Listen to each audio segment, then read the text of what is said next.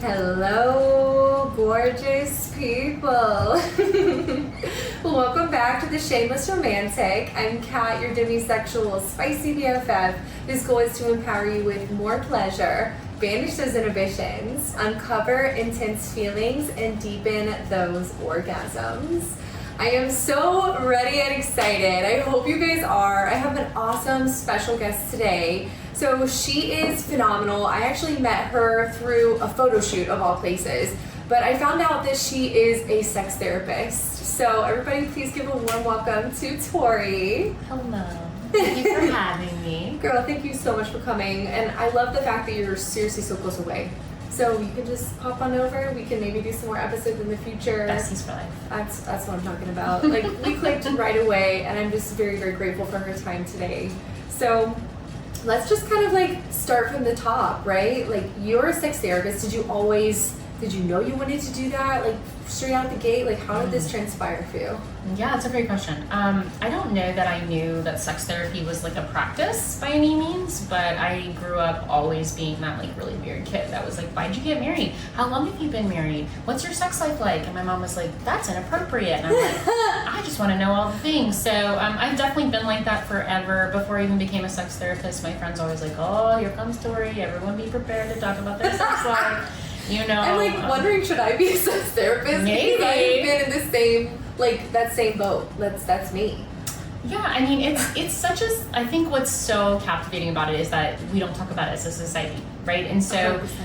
I think the most life-changing conversations I've had with people have been about sex in like such a positive way. And so when you finally get people to talk about it, it's like, oh, it's so powerful, it's so all-encompassing. And so I became a social worker and then, worked in the medical field for a long time and then started my private practice and I was working with a lot of couples and relationships and, sex therapy was just like the natural step after that. So I became a clinical sexologist and never looked back.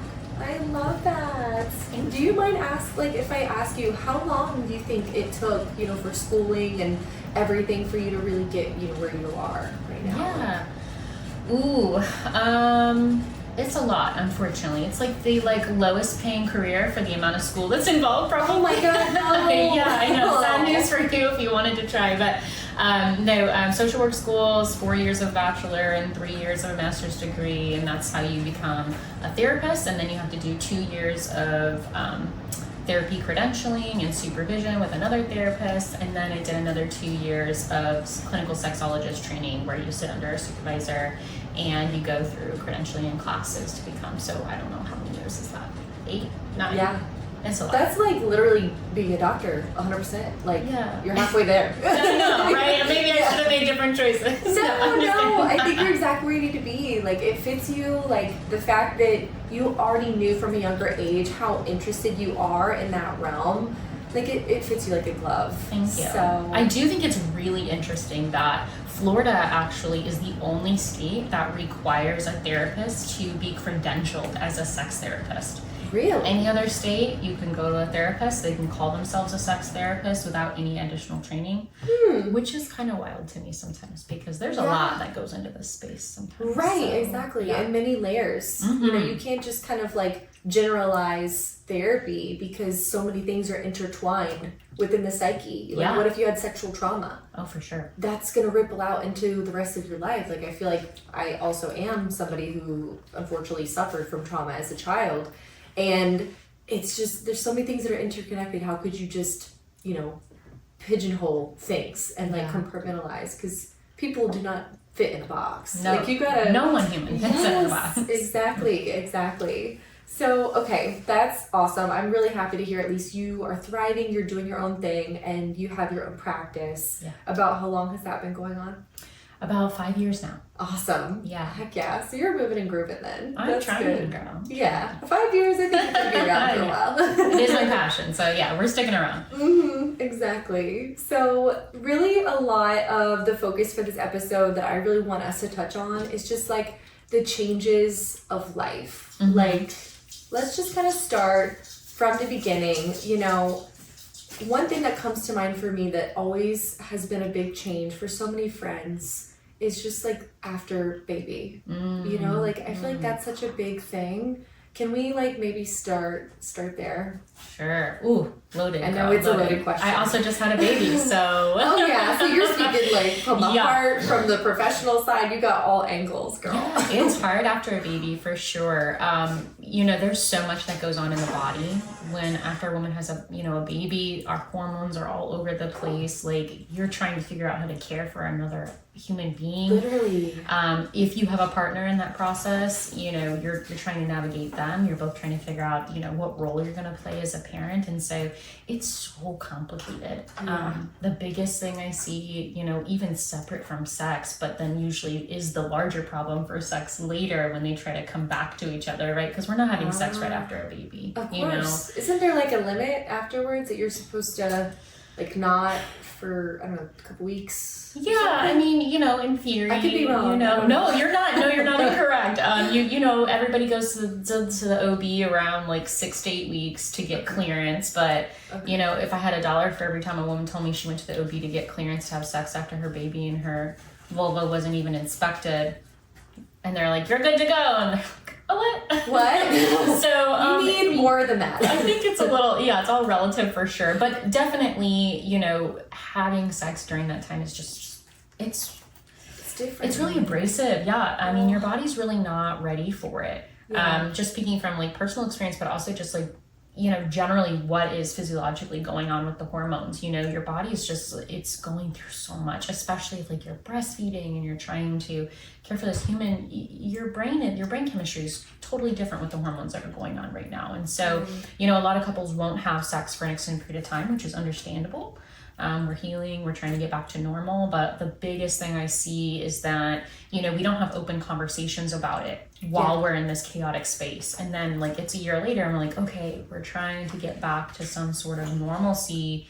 And there's also been this pile of resentment that has built up, right? So, mom has been watching husband and daddy, you know, use 27 baby wipes to clean a poopy diaper for the last year. Or she's watched him undress next to the hamper and put his pants on the floor right next to the hamper. Oh my God, if I had a fucking dollar every time that's happened, every single relationship, I think it's like one of those like little quirks in like a man's DNA. Like in my personal experience, it's always been a man. They'll see the hamper and they're just like, plop. I'm like, okay. That's understandable. But it's even so hard in like a same-sex relationship, right? After you've had a baby, you know, even like, you know, hormones can fluctuate, but they can also like sort of try to get in sync, right? You know, we talk about how women's cycles get on the same, you know, calendar cycle. And so, you know, things can get really haywire during that time and you're trying to figure out how to be a parent. So, you know, when conversations are not being had throughout that process, resentment is that killer. That is the sex killer. By the time we get here, both partners have like this pile that they've shoved under the rug and not had a conversation about. And so that's usually what I'm peeling back, right? I'm lifting up the rug and I'm like, okay, let's take this giant pile and sift through it one at a time and see what's under here. So you interview them both together. Do you ever have like a solo session with each of them, you know, to try to see where they're at and like points that you might want to facilitate the talks about? Like, is that a thing? Or do you really just straight out of the gate, it's just you're together and you just kind of like rock and roll together? No, that's a good question. I get that one a lot, actually. You know, I prefer to see all issues, sex issues, relationship issues as a relationship issue. Even if it's the man who has ED and everyone feels like that's his problem, or it's the woman who has vaginismus and, you know, that's her problem. But it's a couple's problem in general, right? Because, you know, we have to solve it together and it's not solvable on just one side. So of course I always prefer to see the couple together. But there are a lot of scenarios where, you know, we have stigma around therapy, especially sex therapy, and people you know, don't seek it out, or a couple won't go because they don't necessarily both identify the problem. So a lot of times I will see individuals, they come to me separately and they say my partner is not ready or my partner doesn't think they need to come, and we work through that way and strategies to hopefully help encompass them but sometimes we have to do it solo.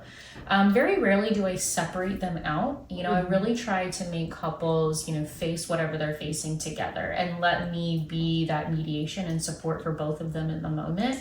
Yeah. But if we're seeking, you know, support individually, that means on some level we're hiding something. Right. And you're just not comfortable, like that communication isn't there, and maybe even like the connection itself is wavering. Yeah. So okay, that makes sense. And of course, whenever you have everybody together, you really get the real raw, like the expressions they're making, like the things that they're really trying to convey through their voice, maybe even like body language. For sure. That's really part of just like understanding what they're trying to say and getting the full gravitational, like how much does this matter to my partner? Like you can see on their face if they're like almost in tears, like breaking down, or if they're just really angry, like you can sense all of that. So that would make sense, you know, it would be better together kind of thing. For sure. So is there ever a time that, you know, as a therapist, my mom, she does hair, and like she's big on if we go out and about, she'll see somebody's hair and then she'll just be like,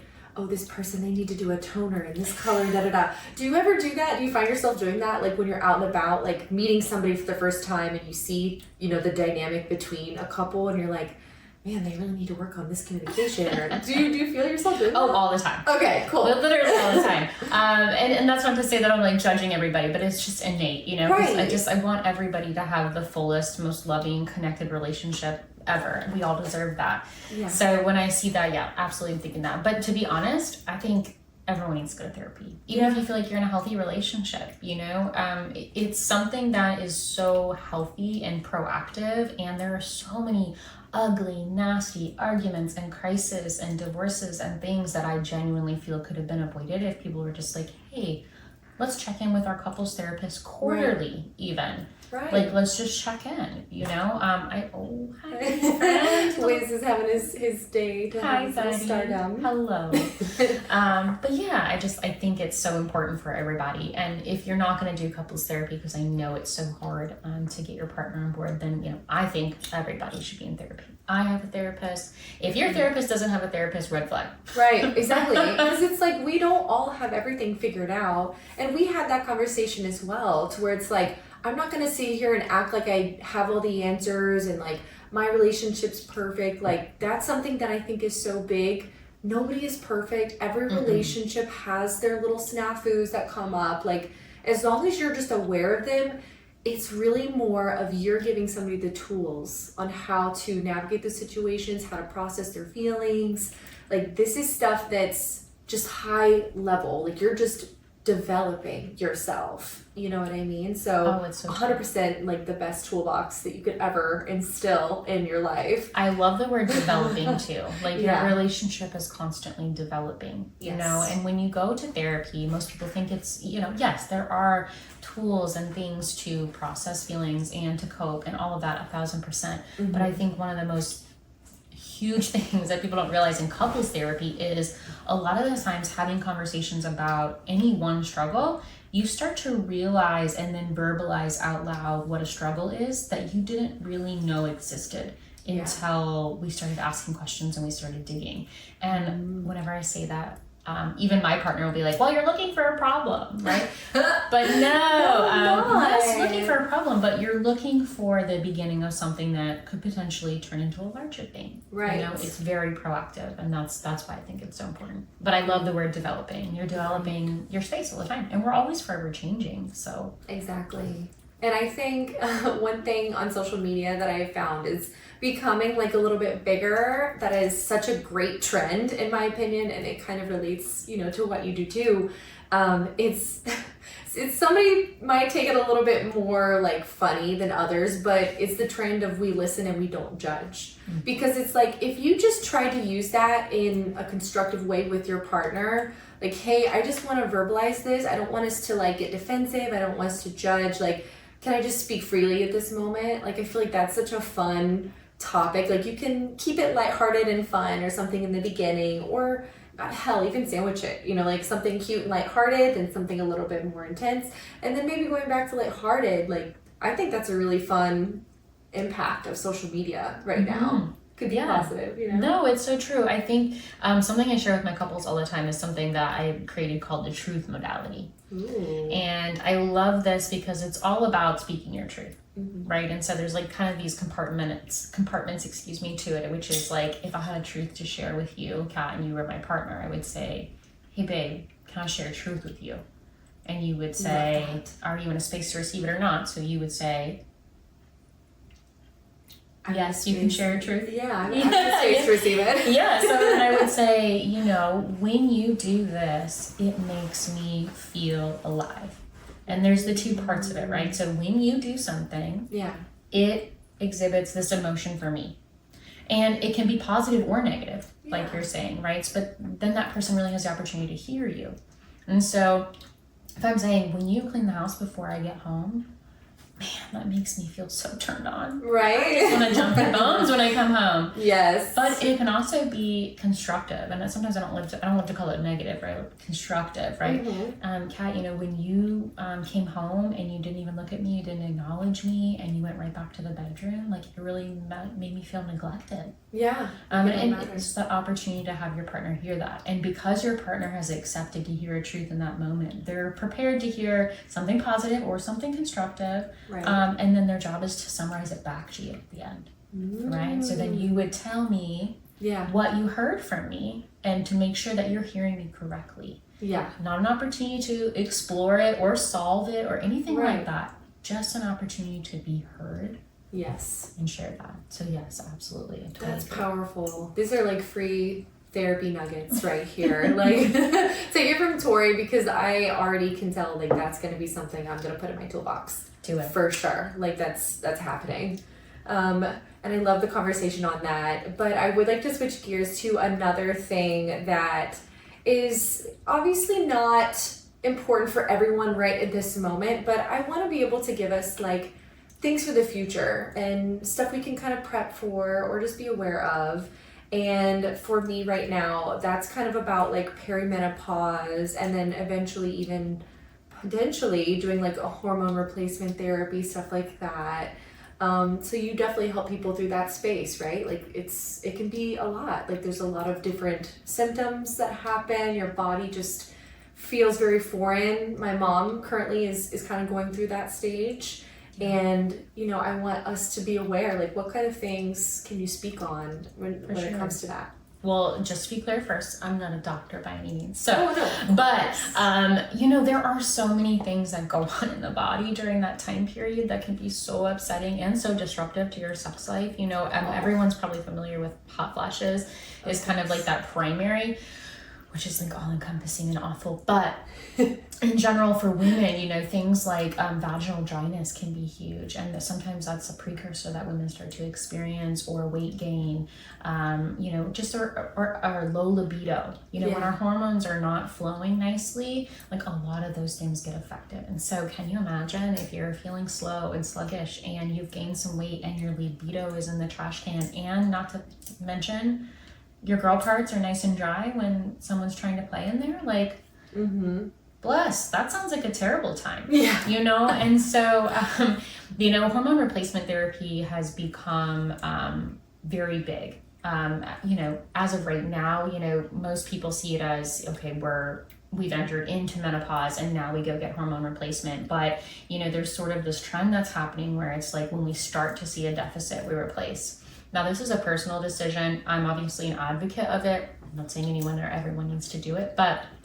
it can really help, right? If you're suffering in this space where you're having all of those symptoms and your life is miserable, for lack of better words, you know, hormone replacement can really help. I do work with a lot of referral partners that can support in that. And then what I do is guide on the other end, right? So as we're adjusting those hormones, you know, how it's affecting our life, and then how do we make changes? Because of course we can make changes to that space without hormones too. But you know, it's just important to sometimes get that blood work done and take a look at what's going on, because a lot of times hormones are the problem, and it affects so much. I mean, brain fog, plus those poor mamas after pregnancy. Yes. So much happening. And that does tie in, to like, you know, postpartum stuff. Like, there's just so many things as women. We have that just delicate internal kind of like environment where you're like, oh my gosh, I'm feeling wild, like my body's just acting so foreign, and I just feel like this is not even mine. Like it's very hard almost to kind of separate yourself. And I speak from some experience as well. Like whenever I feel like I'm uncomfortable in my body, I just feel like something isn't right, you know? And it gets to you if it's like a prolonged period of just, I don't feel like myself. Yeah. And of course that's entering into your sphere of like sex therapy, like all of it's happening up in here, and you're like, oh, I don't even feel attracted anymore. And you just kind of like let your thoughts sometimes run away with you even. Yeah. So what you do is like so important, just kind of like getting some people back on track and like accepting and loving and embracing those changes. And like you said, the referral partners can kind of help when it comes to managing the actual hormones themselves. But you giving somebody, you know, that ability to just kind of like process everything with ease, grow, develop with it, and not be too hard on themselves. Yeah, and you know, even then too, like the hormones, of course, they are so much more involved than we realize. Like in our brain, like our blood, our bones, like everything is affected by hormones. And so, you know, even in the brain, right? I always talk about like the limbic system, for example, and you know, when we talk about, I always call it the rational and the irrational brain. And when everything's chaotic upstairs and then something happens and there's a trigger and there's a stimulus and we have to respond to it, if we're not feeling safe upstairs, our limbic system is going to turn on like that. That's going to trigger the irrational brain, which is just going to be thinking fight or flight. How do I survive this moment? Right? That's back to caveman era, right? You walk out the cave, there's a tiger stepping on a tree branch in front of you. The limbic system turns on and you're like, shit, how do I survive this moment? You know, your brain's not thinking, oh, all the rational pieces, like where did I leave my food and blah, blah, blah. You know, so it's just so hard because in that moment it can be so tense. So if you imagine being just in a constant chaotic space, you're never going to approach a situation calmly and collectively, and it's just natural during that time after having a baby or going through any huge hormone change for sure. Yeah. Oh yeah. So what all, if you can speak on it, you know, what all hormones and stuff specifically are affected during menopause? Like what are some things that they should be looking for on their, if they do get like a blood test or something, like a report? What kinds of things would you recommend people kind of like focus on? Sure. Well, first and foremost, I always say go to a hormone specialist. Have them order your labs because they're going to do a huge drop of absolutely everything. But they are going to be looking at testosterone. They're going to be looking at estrogen. They're going to be looking at progesterone. They're going to be looking at, you know, your cholesterol and all of the other things that are important in your blood work too. But, you know, if there's a deficit in any of those areas, it can drastically change. As an example, I'm on hormone replacement right now, and I'm 30. Really? Am I 34? I think I'm 34. But yeah, and you know, it changes so much for me. I mean, you know, I'm on a low dose of progesterone and testosterone, and it gives me life during the day. It gives me good sleep. That's great. Yeah. Wow. And it just changes. It changes a lot for the body, and we just don't realize. But I was at a deficit, and so you know, kind of like balances you back out. And then if you were probably having sleeping issues before, now it's like, okay, at least that's good. And sleep is so like critical. Some people kind of forget that. They're like, oh, it's fine, you know, I'm gonna wake up early, but I can go out tonight. And I don't know how some people do. I don't even know how I did it when I was younger. Like, you know, I was going to college and I worked, you know, in a restaurant, so you're not getting out till 12 or 1 in the morning. You're going for shift drinks, of course, and you're like, it's fine. I got class at like 8:30. I'll be fine. And like, I was just kind of on a deficit all the time. I'm like, thank God I was younger when I tried to do that, because I feel like if I would try to do that now, I would lose my shit. Because the second I lose even 1 hour of sleep, I'm a cranky bitch the next day. Sleep is so important. so important. Yeah. Absolutely. Yeah. So, okay, another thing in terms of that, what other things have you kind of made that shift as you're like kind of entering into that perimenopause area? Like, do you like work out, like physical health? What kind of changes that you might have made yourself, or? Yeah, or you're asking me personally? Yeah, for sure. I mean, it's so hard, right? Like, okay, so if you have low testosterone is like also, you know, it's motivation sometimes for the body. And so if you're postpartum and your hormones are all crazy and you're trying to keep another human alive and you're sleep deprived, like, it's just so much. So trying to think about coming back from that, you know, we have such a strong presence as a society to be like, okay, girl, you had that baby 3 months. Right. Let's get it bounce together. back. Yeah, like, and it's Yeah. just so unrealistic Yeah. for the body. And I hate the pressure that's there. And I even felt it myself, you know. I had to constantly remind myself, month 4, month 5, you just did like the greatest thing on planet Earth that your body could possibly do. You Yes. grew a human being from scratch and you pushed that Yeah. sucker out your hoo-ha. Like, Yeah. and you're still breastfeeding. You are creating nutrients for that little human being to grow. And so, you know, I think there's such a positive movement around that nowadays, for sure. But it could definitely be better. But yeah, when you're in that space, it's super important to just remember that you are in that space. Right. It's just one And period it of your doesn't life. define you. It does not define you. Yes. You know, work on just keeping yourself together. And I don't mean don't be a hot mess, be a hot mess. But I mean keeping yourself together as in doing what you need in those like really crucial moments, you know? And we can't always do that because we don't have time. But what are like the absolute necessities that you have to make happen for yourself? And so once you get to that point where baby's sleeping and you have a little more time, you know, you can start looking at some of the things like caring for yourself and working out and all of that. But honestly, if your hormones are all over the place, it's so difficult, because if your hormones are not in a place where they're going to build your muscle back up or they're actually going to actively burn fat, Yeah. it can feel like a big waste of time to go to the gym, especially if you're just dragging yourself to get there anyways.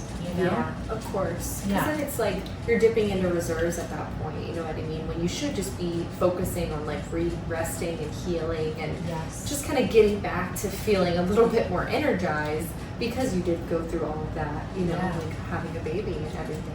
I wish So- society would, I wish like our message for postpartum would be no sex, literally expect nothing from this beautiful human being who just created another human being for a year and all the grace in the world. Of Yeah. course, that doesn't mean be an awful human being, but Right. just no expectations for this person, for their body, for sex, for intimacy, and then let her guide that. Yeah, and If at 6 initiate it months- even if yes. it takes, you know, that time. At 6 months, if she's one of the lucky women that her hormones start to come back together around that time and she feels like she wants to be intimate and sexual, good, Yeah. great, let her open that door. But I Yeah. wish we put the pressure, you know, off the table and back into like the woman's hands, right? It's her court, it's her option. Instead, it's like the opposite. It's like everyone's waiting for her to be back to her normal self, waiting for her to be energized, waiting for her to want sex, you know. And then of course, don't get me started on all the things about pleasing your partner. but we all deserve a moment. It is a Yeah. crazy time, you Right. know? And there shouldn't be any expectation period Nope. on anybody for anything. You know, I feel like, isn't there like a saying, like if you have an expectation, it just gives somebody the ability to let you down? So why would you even go in with an expectation? Or maybe you should go in with the lack thereof. Like, I'm not expecting anything, like whatever. So it's like you're not disappointing yourself. Like that's kind of a lot to live up to sometimes. Maybe you were people's meant to be a expectations. therapist. I'm telling you, especially when it comes to anything sexual, anything related to dating and just relating with people, it fascinates me to the max. And maybe I did miss my calling, but You didn't miss it, girl. You got time. But yeah. expectations. This is the number one Yes. relationship killer for sure. Yes, exactly. So if you know, if somebody's in that space, like after baby, or honestly, let's kind of like talk a little bit more about just like long-term relationships. Let's switch gears again. Why don't we talk about just like keeping things like hot and heavy? Like, are there any really good nuggets of knowledge you want to throw out about just like keeping things spicy? Like, I remember seeing on your post, and I reshared it. It was like, you know, think about the hottest sex you've ever had. Like, how can you create it or recreate that? I think that's an awesome tip, first off. But any other ones that maybe you can throw out here for everybody? Yeah, of course. It can be so hard, you know, when you're in a committed relationship that's over an extended period of time, and then you look at society and media, which is like all of this sexy and exciting, you Fresh know. faces all the time. Yeah, too. absolutely. But you know, I think like the biggest thing I always share with folks is like, sex is something you have to work for. A sex life is something you have to work for. We work for our careers, we work for our children, we work to keep a clean house, we work to grow, we work to all these things. Your sex life is no different. We have to make space for it. We have to give effort to it. We cannot just expect that our partner is going to engage us perfectly and make this erotic moment happen out of thin air. Right. Like, it is so unrealistic the way that like media sets it up. And of course, then we don't talk about it. So what do we do in the actual society? We don't talk about it. Right. So the biggest thing is, definitely just having conversations and knowing that you have to work for it, right? Yeah. It's not going to come naturally. But also, I think what's so important in long-term relationships is quality sex over quantity. You know, sometimes we get really hung up on, oh my God, we're only having sex one time a month, and like that just, you know, so-and-so and Susie and whatever are having sex 3 times a week, and you know, we get so tied to that. But really, when we look at sex, if it's quality, that's what we hammer home. Because if you're having sex 3 times a week and it's just like, it's the same position, it's the same time, it's the same amount of foreplay, it's the same location, you're not growing from that either. Right. And you're not connecting as deep as you could with your partner. Right. You know? And I think that's a really great point. Like, I feel like if you are constantly in that repetitive, like, oh, we have positions 1, 2, 3, 4, and then we both get off here. You know, if it's just becoming robotic like that, I don't feel like you are even putting any effort into your partner. You're not pouring love into your partner. Like, it's just, like I said, robotic. You're just kind of going with the motions. Yeah. And that's like a slippery slope to just like checking out of a relationship and just not really even caring. So if you are able to, on the flip side, have like one really spicy night a week where you're just like getting excited, you're just switching up things, you might even switch different areas around the house, like whatever, just putting more fun and playfulness back into sex. I think that should be more of the goal versus like, you know, 3 or 4 times a week, right? Because you're connecting, like you're actually making that effort. And foreplay, you know, we always think about foreplay as like, you know, a blowjob and whatever, other sexual acts that take place before actual sex. But, you know, foreplay is really everything else, right? Foreplay is all the time. That's actually what I think, 100%. It's 24/7. Like anything before you're actually like having sex, it could all be foreplay if you let it. Like flirt with your partner, you know, like have little fun moments where you're like, you know, giggling or like smacking each other on the booty and just like, hey, you know, like that's fun because it keeps the spice there, right? For sure. It's super important to try to lean into those moments, you know, but I do think it's important to acknowledge that life is crazy, right? Absolutely. And chaos comes all the time. You know, you're in a financial rut and you lose your home, or you've just had a baby, like we were just talking about. You know, there are things that happen, and it's okay to say to your partner, like, acknowledge the reality of it. Okay, we are in a terrible time right now. What's going to take the backseat? Our sex life, for sure. And that's okay. But let's acknowledge it. Right. Let's acknowledge that we're in the shit. Yep. And our sex life is probably going to be in the backseat for the next 6 months until we crawl out of whatever this is. But make a pledge to each other, right? Like, our sex life is so important to our emotional foundation, to our foundation as a couple. And, you know, just continue to talk about it. Even if that means this really ugly crisis is 6 months long. Right. Talk about it every week. I miss that about us. I miss our space. I miss feeling connected to you. I miss being physically engaged with you. Speak about it. You know, it's okay to have a pause. Life is crazy, but communicate. Yeah. Then you're 10 times more likely to pick up on where one of the partners starts feeling like, okay, I feel like we're coming out of the darkness. How do you feel about where we're at? If we've been talking about it the whole time, the door is so much easier to open to that. Exactly. Because it's honestly already kind of cracked every once in a while, just like circling back on this, touching base with this. And it's like, where are you at? And again, like that's intimacy at its finest. Like truly bearing your soul for someone, for the good and the bad, and just kind of like trying to embrace it just as the experience as a couple, you know. That's really important. Oh, and I just thought of another really good topic that we had kind of like brainstormed on. Okay. Right? So when it comes to, dating, even a marriage, how would you be able to like talk to a couple when it comes to toys if, a female is like so about it, and then like, a male or just the other partner, just somebody, I don't even really want to generalize, I guess, really for sexes, but if just one is like, yes, let's try it, and the other one's like, no, how do you navigate that with somebody? Because that's a big one, and I hear it kind of often. Yes, I get this one a lot too. Yeah. In fact, sometimes that's usually like the precursor to larger problems too. Sometimes, Really? so with toys for sure. I also relate it a little bit to sometimes the kinky world too. If you have a preference or something you want to try or something you feel that speaks to you, the first step is always like acknowledging, where both partners are at. Yeah. Right? So if one partner is like hard no toys in the bedroom. Okay. Your first question shouldn't be like, okay, well that's really upsetting to me. Like I want to experience. It should be why. Yeah. Why are you a hard no?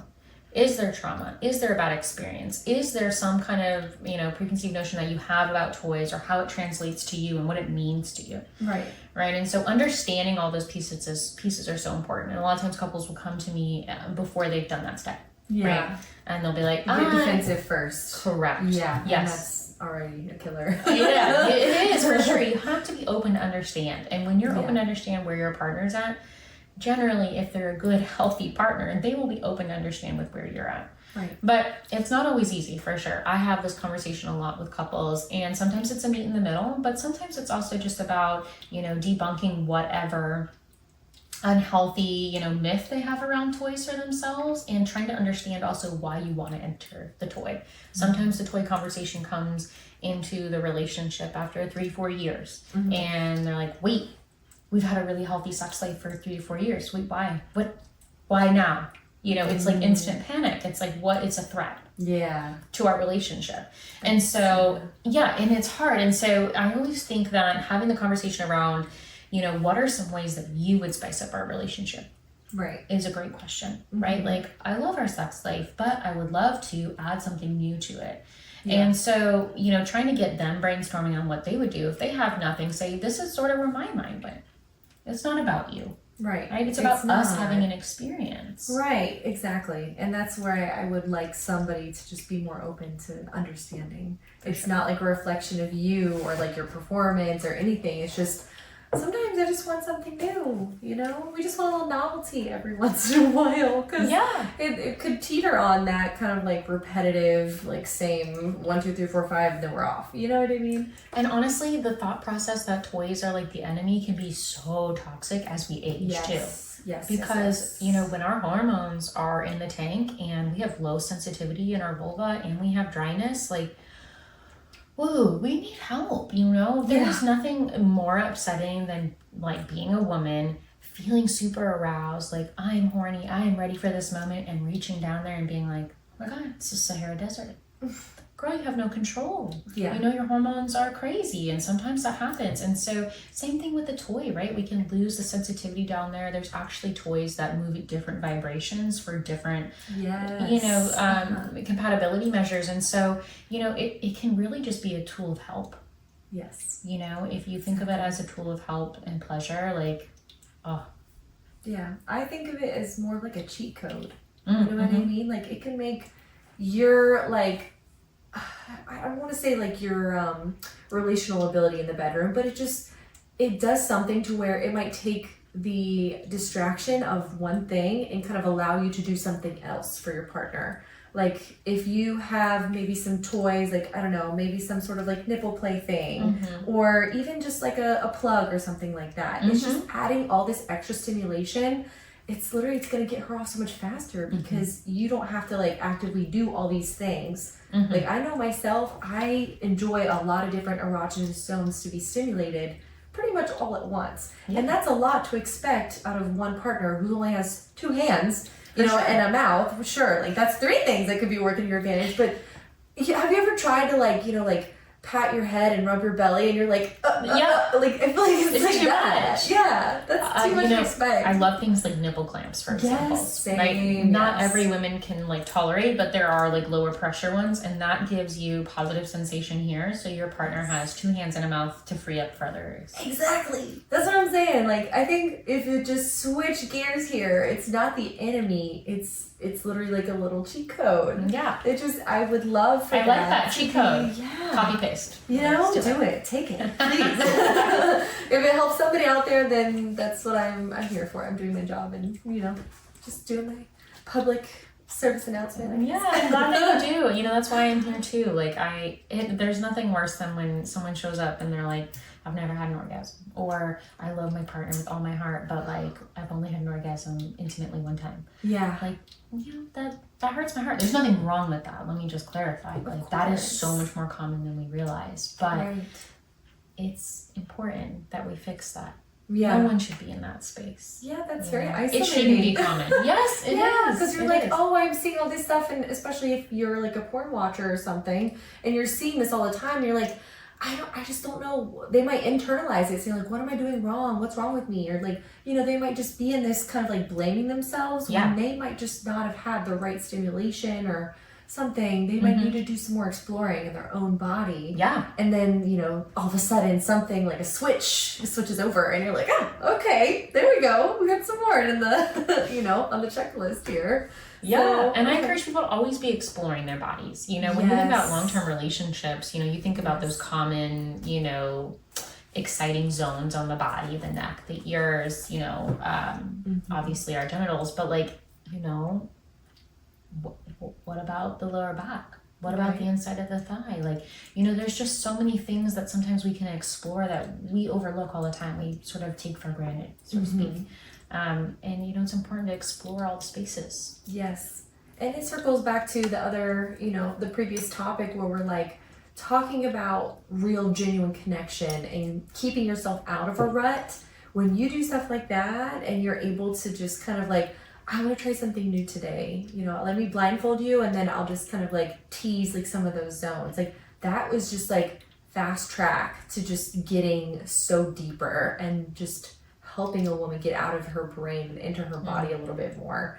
Like that was my trouble, I think, in the beginning of like my, you know, sexual kind of like awakening, is the switch over from like, you know, oh, we're goal oriented, we just want to like, you know, finish him, finish me, like whatever. It was just kind of like, let me get here, to whenever I did switch over, being like, how can I just make this as juicy and like drawn out as possible? And then the next thing you know, like everything just started like coming, you know, stacking itself in the right place to where I'm like, wow, like this is what I've been missing the whole time. Like, yeah, I'm getting a little hot over here, actually. Right? Or maybe it's the one. You never know. So yeah, that's awesome. And I like that a lot. Something I do with couples a lot is something I call intimacy mapping. Okay, yeah. Right, and so you know, it's really breaking down all the pieces that can make that really spicy place, right? Because it's usually really different for both partners. Right, exactly. And so, you know, a lot of times we have this image in our head about how something would just be so beautiful for our body. And sometimes it's accurate, sometimes it's not, but also sometimes we're having that expectation of our partner. And then they have their own preconceived notion about how a really positive erotic sexual experience would go. And it's usually not the same. So, you know, again, having the conversations about those buckets. I don't know if you're familiar with the 5 love languages. Yes, okay. I have that book. I love it. I heard there was like an extension of that book somehow, and I need to find that and read it. I think there is, for sure. I always use the 5 love languages as an example, though, right? Which is like, if you don't know how your partner wants to be loved, then you're going to probably just continue to love them in the way that you like to be loved. Right. Which is not always accurate, unless you just find a partner that just happens to be your same identical human, which usually isn't a healthy relationship. So. Yeah, that's no. That shouldn't be the expectation. So intimacy is really similar in that way, except for where there's like 5 love languages. I follow Dr. Marilyn Volker's modality of 8 different types of intimacy. And so if we're mapping what your like strongest type of intimacy, what your like second and third is, what that looks like for you, and then what is your partner. If they're polar opposite, we got to find common ground. Yeah. Or we have to look at sexual experiences being for you and for me. And that's okay. Yeah. You know, it can be separate, you know, Yes. like separate sections, because it's like, I want to do this for you this time, and let's do a me focused time. I love that. Yes. I We love need it. to normalize that for sure. Yes. And you know, my partner and I do that all the time, which is like, you know, especially if I feel like there's a time where I need it to be longer, you know, I'm in my head, I can't exit a lot, you know, I need that. Right. And women, a lot of women need that. You talked, you know, a little bit about your experience in being in your head and so goal focus, and, you know, kind of goes with that like checklist, you know, acronym that we use for women a lot, but like, it's important to know that you have a space where you can have the time. Yes. If you think you have a partner, or if you're with a partner who's like, okay, yeah, okay, we're going, and now I've come and now this is all over. Yeah. Right? That's so hard, because then you're like, okay, if that's that's what's going to happen every time, I'm never going to have the space. I'm always going to be thinking in my head, oh no, is it going to be over? I might as well just not even be trying to get in the zone because it's about to be over. Right. So I gotta say, this really reminds me of why I really do enjoy like BDSM scenes, because those really are more so, they just like, they're focused on like what it is that you want, especially in like a traditional kind of dom sub relationship, because more often than not, the dom is really just trying to like order you around and do things that you are already wanting and craving, and then you end up being the one who eventually is like getting off. I mean, of course it completely depends on each relationship, but I just like how the scenes typically are focused. You know, you discuss it ahead of time, you agree on what kind of things you're down for, what might be like a hard limit, and then you're like, okay, you know, start scene, and it's like they're giving you exactly what it is that you want, because you already discussed what it is that you want. Yeah. And it's focused on you. And of course there's going to be times where they might be like, well, this is what I want tonight, and then it's like, okay, like let's do it, because you're eager. When you have somebody who's so committed to your pleasure and getting you off, I feel like it does something for me to where I'm like, I want to give that to you. You know what I mean? Is that a thing? Do you see that? Yeah. No one really does that, to be honest. That's always something I'm trying to infiltrate in relationships. So you've unlocked your own cheat code, girl. Good Wait, for you. BDSM kind of stuff? No, you know, giving each other, having turns. Yeah, right? Yeah. But yeah, BDSM and like the kink community. So I identify as a kinky individual myself, and I also talk about that space a lot with couples. Yes. So long as it's their space, right? Yeah. My best way to describe it, especially to people who might feel like that's not a space for them, is that there's this giant umbrella for sexual space. Yeah. And underneath that umbrella, one item under that umbrella is vanilla sex. Yeah. And that's where a lot of people live, which is okay. Yeah. If you're a vanilla sex person, that's great. Right. That's what speaks to you. But underneath that umbrella are just like thousands of other things in the kinky world. Exactly. And so everyone thinks BDSM, and they're like, oh, you know, I think some people still think that's what I do as a living. Like, you chain people up against the wall and like beat them to death. No, I'm not gonna lie, like being a professional dom, it sounds more and more appealing every day. So I'll share a story with you, right? Yeah. One of my very best friends, she lives in Colorado, and the kink community out there is like really next level, very amazing and like all encompassing, right? And she just tells me all the time of like how much fun they have, because they go to like different kind of clubs, and then they'll have meetup groups, and it'll be like even just like all girls parties, all guys parties. Like obviously there's just whatever it is you're looking for, you can find it. But eventually she found her niche as being a dom, like a professional dom. Love that. And for her. I'm not kidding, I'm like, yes bitch. And I forget exactly how much she said she made, like the max in like one session. I'll have to go back and re-listen, because I did an episode with her about it. But she made like $2,000 or something crazy out of just like one session, one meetup. And it's like maybe what, 30, 40 minutes or something like that.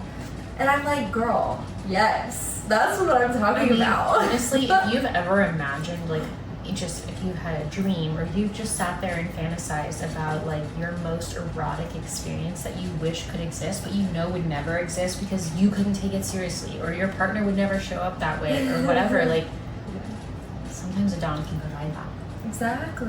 Yeah. Exactly. And so, people will pay for that kind of experience, as they should, if they want to have a safe, cohesive understanding, respectable, positive experience. Right. You know, and I think that's great that she's, I think it's awesome that she's found her calling. Yeah. But I do wish people would dive in a little bit just to understand more about what the kinky space is, because it's not just all about punishable sex. Right. No, it's really more about just communication and consent. Yeah. I think that's bigger than like punishing somebody. Like that's still like more niche. Communication and consent for sure is like the ground rules, but beyond that, it's, you know, your wildest fantasies, chasing your desires, and how to make them happen. Yes. You know, and we don't talk about that, of course. No, I love that. So, if you were to guess, like of the people that you have seen, like how often is even BDSM like something somebody has eased into? Like, were you able to kind of help somebody, you know, navigate that? Like maybe they were like always curious about it, but they're like, oh, I don't know if I could ever make them move. Like, were you ever able to really empower somebody with going through that? And then it was like, how was the, sorry guys, my cat's being crazy. What was it like for them? Like, were they just obsessed and grateful? Like, what would happen like after you were able to kind of help them? Yeah, you know, I have more clients that come to me that don't realize they're kinky, and I help them funnel their life into the kinky realm and then find themselves, versus people coming to me with kinks. That does happen too, because they're trying to, you know, find a normal space for that to exist. But most often it's folks feeling like they're disconnected from their sexual space, and they're like, I just want to do all these things, and my partner is like, that's being weird. And then they're like, oh, okay, well, I didn't realize that was so weird. But it doesn't have to be, right? And we can do smaller bites. Of course. And I think your way into it. Yeah, and the beautiful part about the kink community, because it's so communication and consent forward, is that, you know, you can find opportunities to explore your desires that are not in a romantic way. So if you're with a partner who is strictly a vanilla partner, and that's what speaks to them, and nothing else in the kink world speaks to them, that's okay. Yeah. And sometimes you can have that conversation about how you seek those things. There's all kinds of opportunity to explore the kink community in ways that speak to you, that's non-sexual even. And most people don't realize that either. But yes, I did have this one gal, and I know, of course, I will censor her name for privacy, but I don't think she would care at all. She did come to me, and she was with her partner, and you know, her partner was very vanilla, and she kept feeling like, I just want you to spank me. Yes. I just want you to like rub me down with some oil before we even like kiss. Ooh. Right? And she's like, I just want this to happen so badly that it's all I can think about when I'm kissing my partner. Yes. And it was affecting it so strongly. And she was like, is there something wrong with me? Like, it's all I can think about. I'm dreaming about it. I'm like, oh, there's nothing wrong with that. No. There's nothing wrong with that. But her partner didn't feel comfortable giving her that. Okay. And we did work to a space several years later where her partner did find some comfortability around that with rules, parameters, consent, and communication. But it took a very long time to get there. But until then, you know, we did find alternatives that were sort of suiting for that. In other ways, you know, they did go to a couple kink parties where they had established rules about what was good for them, what was safe, what was considered part of their monogamy circle. And, you know, it really helped her to feel like she was just validated, even though she didn't get to experience the things she really wanted for a long time. She had validation that they were real and they were important to her. And we had, you know, many couple sessions where her partner was like, I just doesn't compute. I don't understand, but like I understand that it's important to you, right? So I want to show up for you. Yes, exactly. Finding somebody who's able to like see the importance in your eyes and willing to do it. Yeah. And so we worked to a space where that was comfortable, but there were things about, you know, her kinky space that she really wanted to do that she may never get to do in that relationship. And I also want to normalize that, right? Like she was like, I would really love to have a threesome with my partner, and partner was like, no, that will never happen. Wow. They continue to have neither male nor female, nothing. Wow. Okay. But, you know, I think it's so important to, again, meet your partner where they're at, right? So you choose this partner. You choose everything that they bring to your life outside of sex. Right. You choose the pieces that they give to your life. And so, it is important to know that, yes, your sex should be spicy and loving and wonderful, and it should be what suits you. But you have to weigh pros and cons. Mm-hmm. Does this partner give you what you need to have a safe space? Do they give you what you need to have a life partner for life, right? Yeah. Do they deliver in the areas that help you to grow, help you to be a better person, help your union to be solid? And so, if all those things are yes, that's where I do always turn to couples and say, okay, I know you have like these sexual fantasies and things, and I would love nothing more than you to be able to experience them. But sometimes there has to be a pause, and sometimes there has to be, let's meet halfway. Mm-hmm. And it's hard for sure. But I think that's something that we don't really talk about either, right? We're always like, yes, have your sex life, do whatever you want. If they're not about it, screw them. But it's not always a thing, especially if you're married, or like, you can't just say like, oh, what's the hell with it, I'll find somebody who can. And that's not really like a realistic it's thing. not black and white. Yeah, it's not black and white for sure. But there is a lot of space and workaround and compromise, and that intimacy mapping, like I mentioned, is so crucial, because a lot of times what you're yearning or seeking for can be given in other ways. Right. And so, it's just important to explore it all for sure. Yeah. Okay, sorry, I got really heavy on you there for a minute. But... No, I was totally enthralled by all of it. And, like my next question for you was going to be just like, how critical would you say, like, that sex life is for some people? Some people may just be like, well, this is my partner, I love them so much and they're meeting all my other needs, but if they're not being met sexually, like, how often do you, like, as a sex therapist, ever see somebody maybe doing something outside of the marriage to where it's like, son, I'm sorry, I call him my son all the time. But how often do you see that? Like, is there ever kind of like I don't want to say an arrangement, or like just something to where it's like they have an agreement? Do you see that often, or how does that work out? Absolutely. I mean, tons of couples, right, that come, there's usually an issue there. There's someone saying, I want to explore the sexual space. My partner says it's hard now. That's so common. Yeah. But it's really challenging, honestly, because you have to look at, when I say look at all the things that partner gives you, it's not like, okay, they give me all this so I can sacrifice this. Right. That's not how we look at it. Right. We look at how heavy that need is for your space. There are people that, they live their life in just a sexual landscape. Mm-hmm. And that is so critical to them. It's like their piece of their identity. Mm-hmm. So for a partner to say that's off the table, you're like wiping away half of what they are. Yeah. And so, but there's other people where it's like, it's just an intense fantasy that I've always wanted to do. And okay, can we give you some pieces of that and you'll be unhappy? Sure. But is everything else in your life met? And so they're very different, right? And it's a beautiful time to come to sex therapy, because what we do is we work right up to that threshold. Yeah. Right? So we talk about, what are you yearning for? How can we make it happen? And what is that threshold to where you feel like you can't continue to stay?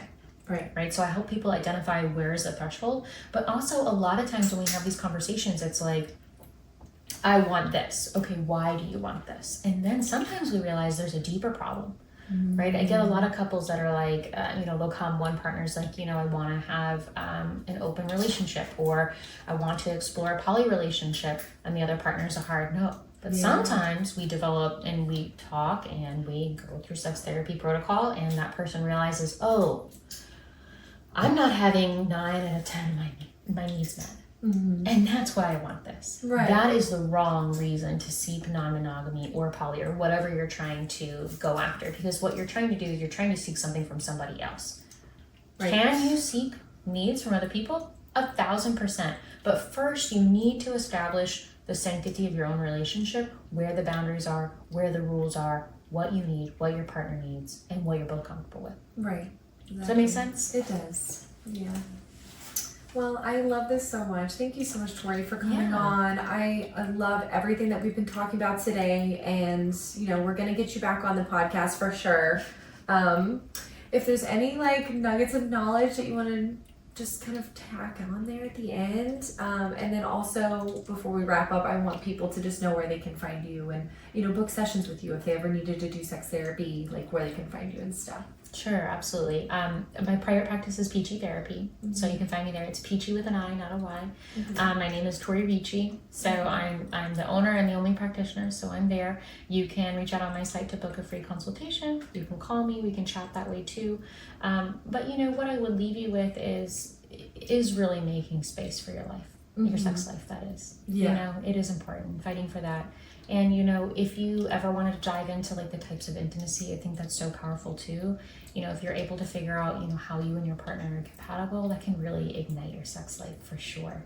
Amen. And there are so many things we can do to create. When I do intimacy mapping with my couples, I also will create specific sexual experiences for you to take home and engage in together, and it's sort of like sex homework, right? Yes, I like that too. We come back, we talk about it, and we sort of break it down and figure out where are all the positives, where are some of the negatives, and how do we create the next sexual experience to be really profound. And so just make space for your sex life. You deserve it. That's what I would leave everyone with. You heard it here first, guys. Well, thank you so much, my darling, for coming on. Like I said, you're amazing, and I think everybody here learned so much from you today, myself included. Like, I love being a student of learning, especially when it comes to anything spicy. So appreciate that. If you guys have learned anything specific, reach out to me. You can always DM me. You can DM Tori wherever you want to just kind of like tap in with us. Like, we love hearing from you guys.